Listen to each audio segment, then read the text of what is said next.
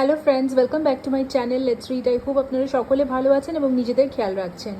আজকে রিডিংয়ে দেখে নেব যে আপনারা যারা নিজেদের পার্টনারের সাথে নো কন্ট্যাক্ট সিচুয়েশনে রয়েছেন, বা আপনাদের পার্টনার অন অফ সিচুয়েশনে রেখেছে আপনাদের, বা সাইলেন্ট ট্রিটমেন্ট দিচ্ছে, অথবা অ্যাবসলিউটলি নো কন্ট্যাক্টেই আছেন, কোনো রকম কোনো যোগাযোগ নেই, কোনো কমিউনিকেশনে নেই আপনারা, কিন্তু আপনি জানতে চাইছেন যে আপনার পার্টনারের মনে কি চলছে বা আপনার পার্টনার আপনাকে কি মেসেজ দিতে চাইছে।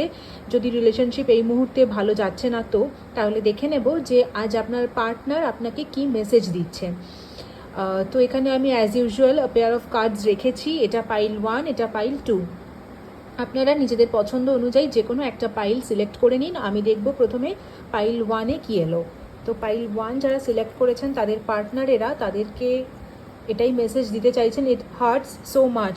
আপনার পার্টনার কিন্তু দেখুন ভালো নেই, একেবারেই ভালো নেই। যদি আপনারা নো কন্ট্যাক্ট বা ব্রেকআপে রয়েছেন, আপনার পার্টনার আপনাকে ছেড়ে একদমই ভালো নেই, এবং সেটাই উনি বলতে চাইছেন যে উনি খুবই দুঃখ পাচ্ছেন। এটা ওনাকে ভীষণই ব্যথিত করে তুলছে আপনাদের এই সেপারেশনটা, বা এই যে নো কন্ট্যাক্টে রয়েছেন সেই বিষয়টা।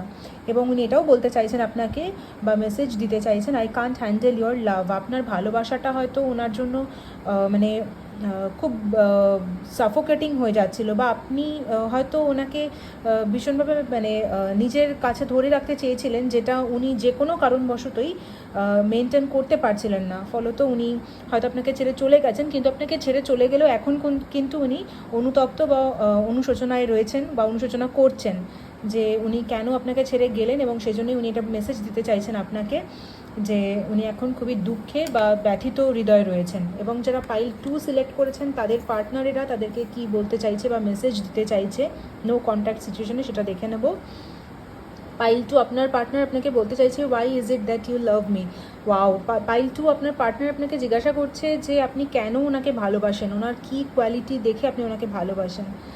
আপনার ভালোবাসাটা খুবই নিখাত বা জেনুইন। আর এছাড়াও উনি বলতে চাইছেন, my life is a mace right now. অর্থাৎ আপনার পার্টনার মনে হয় কোনো একটা সমস্যার মধ্যে দিয়ে বা একাধিক সমস্যার মধ্যে জর্জরিত, কারণ উনি এটাই আপনাকে বলতে চাইছেন যে ওনার জীবন এই মুহূর্তে ভীষণভাবে ঘেটে আছে।